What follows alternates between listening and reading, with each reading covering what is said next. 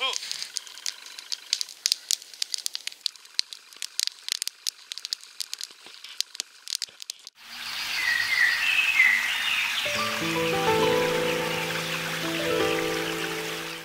Здравствуйте, друзья! Рад приветствовать вас на канале.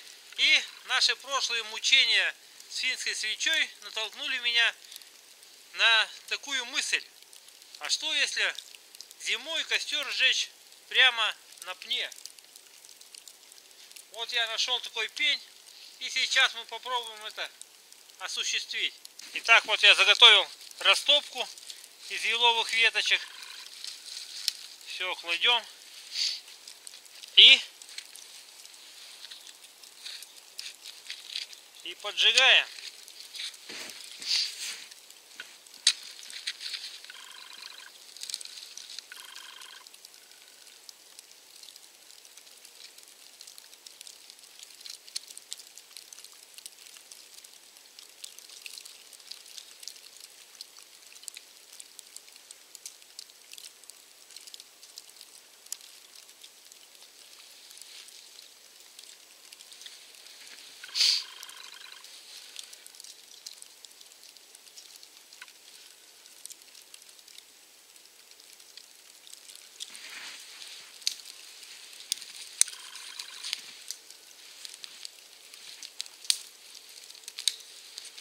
Не надо никогда останавливаться на достигнутом. Загорелось. Добавим еще веточек мелких на растопку, чтобы у нас 100% она не потухла.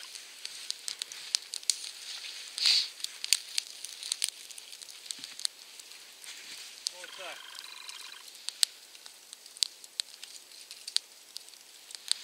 И можно начинать уже добавлять веточки побольше, потолще, чтобы образовывались угли.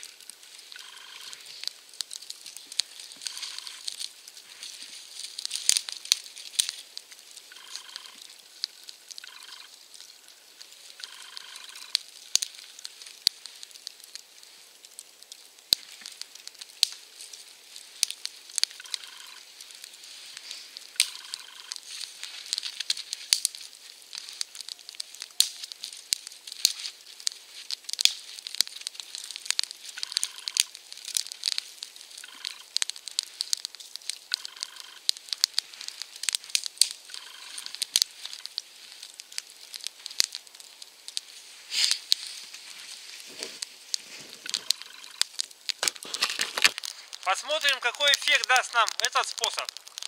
Пока вообще-то все горит, пока мне нравится. Но вот так при определенной доле находчивости и смекалки можно разжечь костер на пне и вскипятить котелочек чая. Вот закипает водичка, видно, начинает бурлить, пузырьки появляются, и можно бросать нашу заварку. Заваривать будем сегодня чагу. Вот столько достаточно на котелочек. Были вопросы про чагу, как ее заваривать. Вот просто бросаю в котелок.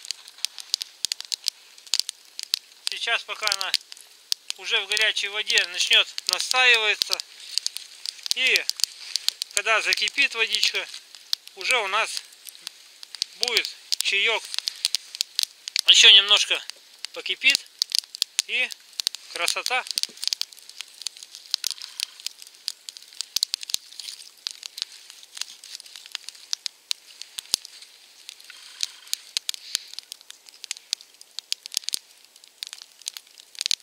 Уже образовались угли, и нагревание идет от углей практически. Но чтобы было быстрее, мы, конечно, подбрасываем немножко веточек еще.